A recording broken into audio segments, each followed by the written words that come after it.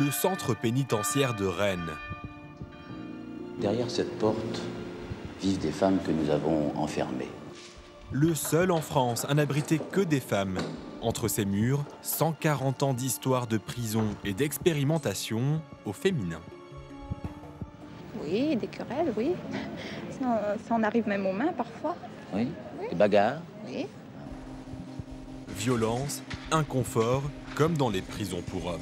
Les détenus, les femmes qui viennent en prison sont en général condamnées soit pour avoir tué leur mari, soit pour avoir effectué des mauvais traitements sur leurs propres enfants, avoir commis des infanticides, beaucoup plus rarement pour avoir commis des vols qualifiés. Mais à Rennes, le défi, c'est de tout faire pour préparer la vie après la prison. Cela passe par les occupations des détenus, des activités sportives diversifiées dans les années 80 par exemple. C'est très important parce que, surtout au niveau plastique, j'estime que quand on a des années à faire ici, on a envie de rester femme.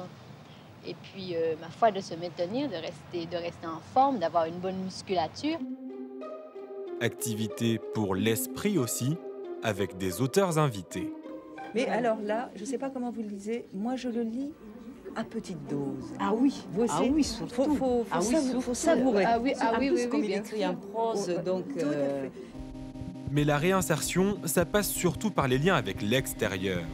En 2003, une mesure aujourd'hui répandue a été expérimentée à Rennes. Il s'agit des unités de vie familiale, des petits appartements pour accueillir les proches pendant 6 à 72 heures. C'est toujours en vue, éventuellement, d'un projet familial. Et quel qu'il soit, il peut être très très éloigné. Donc, mais c'est ne serait-ce que reprendre ou envisager de reprendre des contacts avec la famille. Mais la question cruciale, c'est l'emploi. Je vous active le service. Avez-vous un accès Internet, monsieur, depuis votre domicile? Parfait. Service client, restauration d'archives, en plus des traditionnels ateliers de couture rémunérés.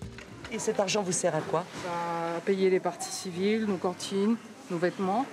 Pour maximiser les chances de réinsertion, la prison de Rennes fait venir des entreprises dans son enceinte.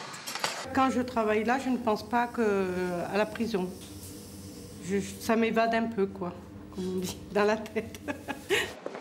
La prison de Rennes, aujourd'hui, c'est environ 200 femmes incarcérées pour des longues peines. Cet établissement, réputé comme modèle de réinsertion, est aussi connu pour son faible taux de récidive.